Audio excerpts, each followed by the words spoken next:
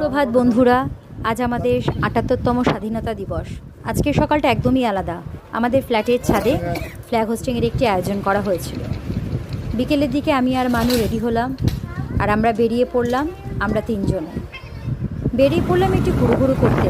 অনেকদিন তিনজন একসাথে কোথাও বেরানোও হয় না। ঘুরতে ঘুরতে পৌঁছলাম সাগর সঙ্গমে। সেখানে বাচ্চা থেকে বড় সকলেরই পোশাকের ভাণ্ডার, সব রকম। ভালোই লাগলো।